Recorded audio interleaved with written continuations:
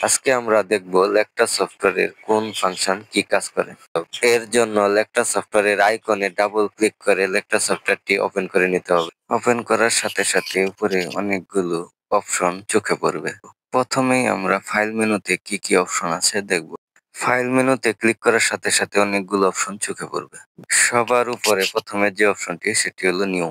New এ click করে আমরা নতুন একটি মডেল নাম্বার বা স্টাইল নাম্বার নিতে পারি।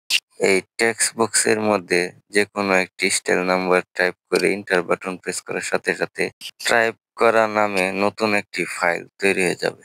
পুনরায় ফাইল মেনুতে ক্লিক করব।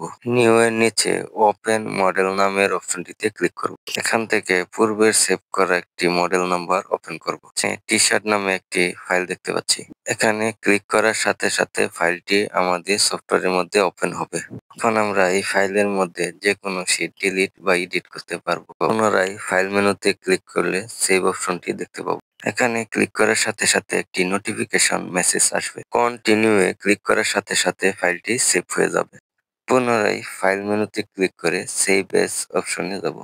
এই অপশনের মাধ্যমে ফাইলটি নতুন আরেকটি লোকেশনে সেভ করা যাবে। এই ফাইলটি আমরা দিস পিসিতে ডি ড্রাইভে মাই ফাইল নামে সেভ করে দেখাবো। এখানে মাই ফাইল টাইপ করে এন্টার করার সাথে সাথে ফাইলটি সেভ হয়ে যাবে।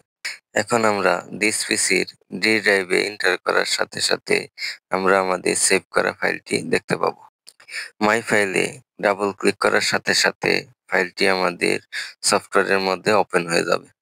এখান থেকেও আমরা এডিট করতে পারবো। পুনরায় ফাইল মেনুতে ক্লিক করে সবার নিচে অ্যাক্সেস পাথ অপশনটিতে যাব।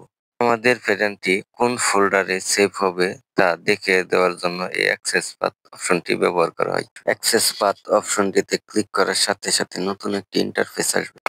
এই ইন্টারফেসের সবার উপরে বক্সে ক্লিক করে যে ফোল্ডারে আমরা এই ফাইলটি রাখতে চাই তা সিলেক্ট করে দিতে হবে।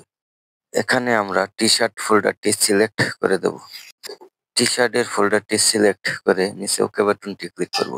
ওকে বাটনে ক্লিক করার পর ইন্টারফেসের সবার উপরে তিনটি এক্সক্লেমেটরি সাইনের উপর ক্লিক করব। তারপর নিচে ওকে বাটনে ক্লিক করব।